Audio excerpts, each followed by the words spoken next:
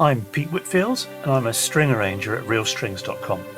I came into this line of work after I studied as a violinist but got into keyboards and studios and arranging, so I made the most of my specialisms and interests to find my niche.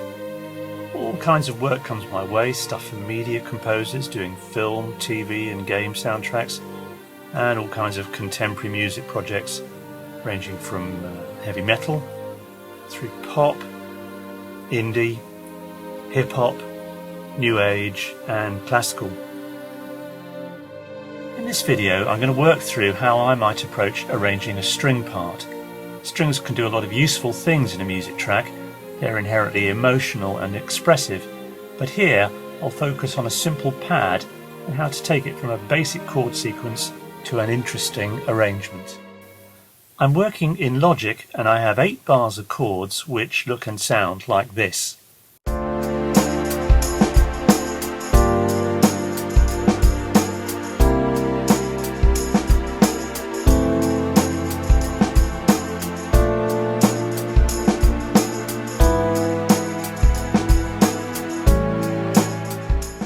These are mostly 4-note chords played in like a keyboard pad.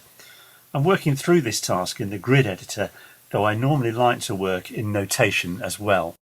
I have a few typical string arranging tricks I'm going to use, and they'll cover part writing, passing notes, counter melodies, figures or ostinato, the use of space and runs, and I'm going to cram these into just 8 bars.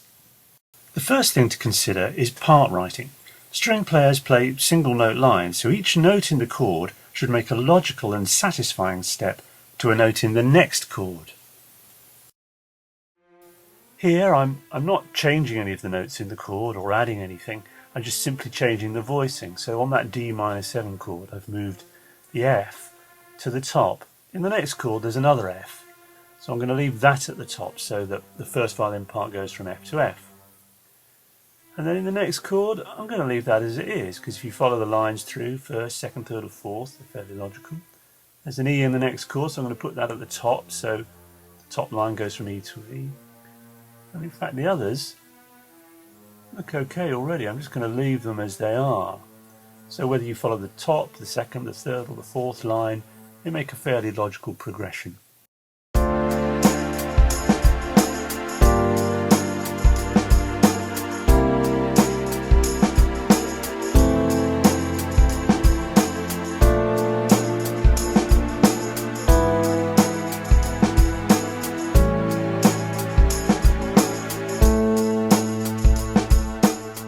And here's the notation for that. It's not a lot different yet, but just smoothing out the lines.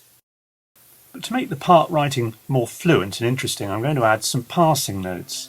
These are small steps that create subtle movement and help to turn a collection of individual notes into more melodic lines, with little hints of additional interest or colour. The passing notes themselves come either from the chord or from the key, from the scale, and just provide little stepping stones between the main notes in the phrases.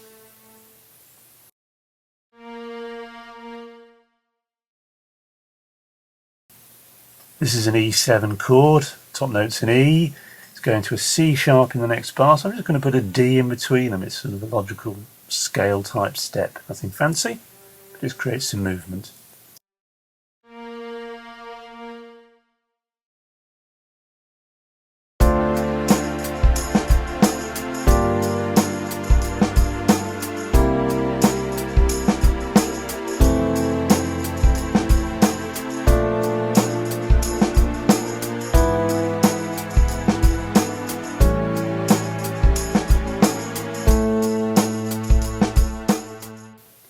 Now I'm going to take the passing notes idea a stage further to make movement that provides counter melody. Okay, we don't actually have a main melody here, but as long as I respond to the harmony, any movement I add should sit fairly comfortably, as long as I use notes from the key.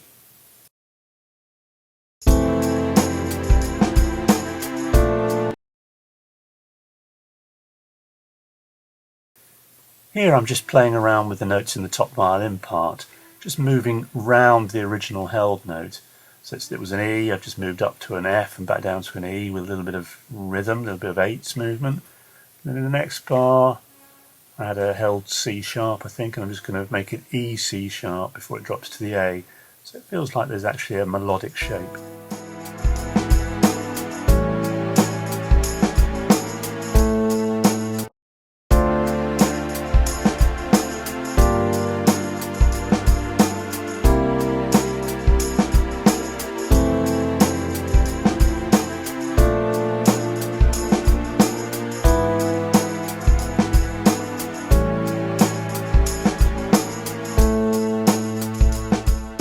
I've already come a long way from the original basic pad, but I've got a little more tweaking I want to do. Here are some figures or ostinato to create another element to the arrangement. These figures are going in the first 3 bars of the second line down, violin 2. It's going to be 8's movement. I'm just finding notes that play on and off notes from the chord, C, D and E in this case, that I can use in all 3 of the first bars. So it just creates a sense of rhythm within the part.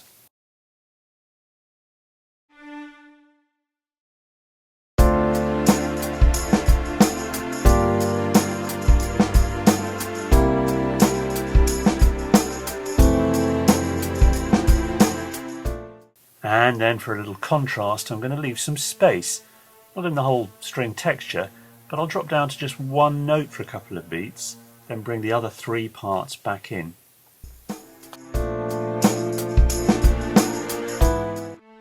And one other trick, a run at the end of the sequence as it loops back to the start.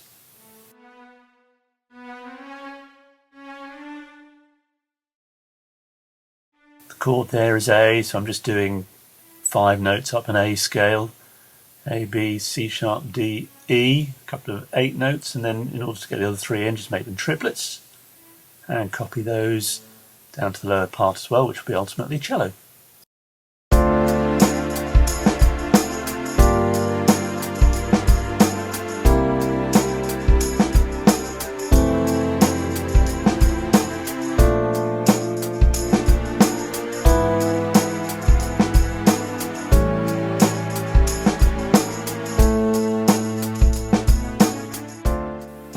There are currently 4 string lines in one MIDI part. To turn them into 4 individual lines for 4 different instruments, I'll copy the part across 4 tracks, then delete a different line from each of the tracks. Here I'm getting rid of everything except violin 1. This not only makes an appropriate string score, but if you choose different samples to play each part, it would help to create an ensemble string effect even without a live strings recording.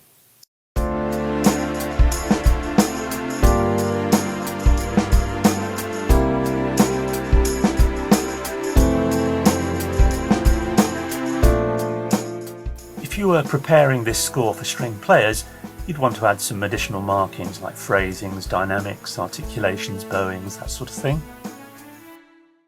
And so to recap, I started with a simple chord pad. I revoiced the chords so that there were 4 natural lines flowing through the chord changes, added some passing notes, counter melodies, moving figures, created a bit of space, and added a run. Just a variety of techniques you can use to create a string arrangement. If you'd like to know more, or if you have any comments or questions, please visit my blog at realstrings.com.